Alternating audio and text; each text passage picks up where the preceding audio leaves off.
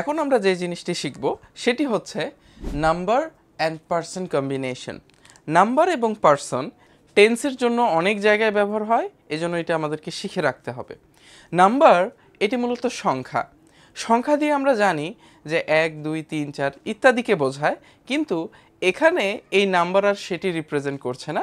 এখানে নাম্বার বলতে মূলত একবচন অথবা বহুবচন এই জিনিসটা রিপ্রেজেন্ট করে। এখানে একবচন বা বহুবচন যেটাকে আমরা ইংরেজিতে বলে থাকি সিঙ্গুলার এবং প্লুরাল।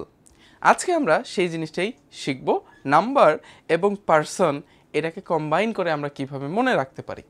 তাহলে এখানে দেখো, নাম্বার মূলত সাবজেক্ট।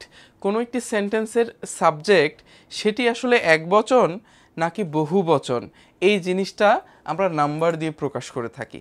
এবং পার্সন মূলত সাবজেক্ট নিজেই। পার্সন মূলত কে? সাবজেক্ট, অর্থাৎ যার দ্বারা কাজ হচ্ছে অথবা যার সম্পর্কে সেন্টেন্সটি কি করছে, যার সম্পর্কে প্রকাশ করছে। তাহলে যে কাজ করে অথবা যার সম্পর্কে বলা হয় সে নিজেই হচ্ছে সাবজেক্ট, সে মূলত পার্সন। এই পার্সনকে আমরা আবার ফার্স্ট, সেকেন্ড এবং থার্ড এই 3 ভাগে ভাগ করি, অর্থাৎ প্রথম, দ্বিতীয়, তৃতীয় পার্সন। তাহলে আমরা কিভাবে এই নাম্বার এবং এই পার্সন দুটিকে একত্রে মনে রাখতে পারি সেই জিনিসটা আমি এই সুন্দর একটা ছকের মাধ্যমে তোমাদের সামনে রিপ্রেজেন্ট করেছি। এখানে আমি ফার্স্ট, সেকেন্ড, থার্ড পার্সন লিখেছি এবং সিঙ্গুলার এবং প্লুরাল লিখেছি। এখানে দেখো স্টার মার্ক করে আমি আই, উই, ইউ, ইউ এগুলোতে স্টার মার্ক করেছি, অর্থাৎ এ 4টা ঘরে এদের অবস্থান ফিক্সড। থার্ড অপশনে সিঙ্গুলারে হি, শি, ইট ইত্যাদি এবং প্লুরালে দে রেখেছি। অর্থাৎ এই যে 6টি ঘর রয়েছে এখানে মূলত অক্সিলারি ভার্বগুলো অবস্থান করে।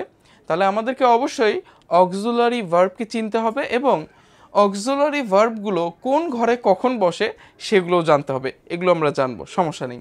তাহলে এখানে দেখো আই এটি মূলত ফার্স্ট পারসন। আই কি ফার্স্ট পারসন, কিন্তু এটা সিঙ্গুলার। আবার উই হচ্ছে ফার্স্ট পারসন, কিন্তু এটি প্লুরাল। ঠিক আছে, এখন কথা হলো নাম্বার এটি যে একবচন বহুবচন এর অর্থটা কি? একবচন মানে হচ্ছে একাই বা এককভাবে বোঝায়, বহুবচন মানে একত্রিত বা দলগত।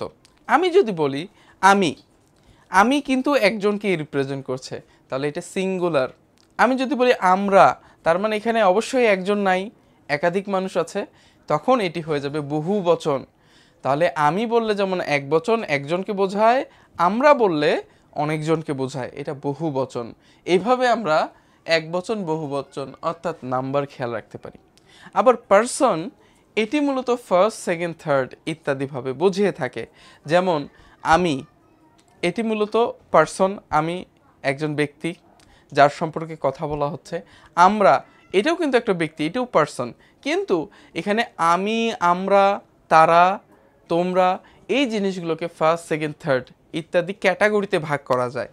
তাহলে এখানে আই বা আমি এটি ফার্স্ট পারসন কিন্তু সিঙ্গুলার, উই এটাও ফার্স্ট পারসন কিন্তু প্লুরাল, ইউ তুমি এটা সেকেন্ড পারসন সিঙ্গুলার, এখানে ইউ এটার অর্থ হচ্ছে তোমরা, এই তোমরাটা হচ্ছে সেকেন্ড পারসন কিন্তু প্লুরাল, ঠিক আছে, বহু বচন। থার্ড পারসনে হি, শি, ইট ইত্যাদি আছে এবং দে তারা এটা মূলত থার্ড পারসন প্লুরাল।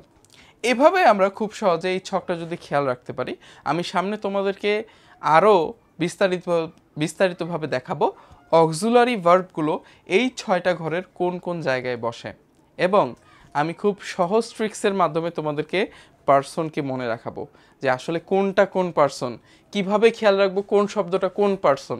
ঠিক আছে, চলো ওই ট্রিক্সটা আমরা খুব সহজে দেখে আসি।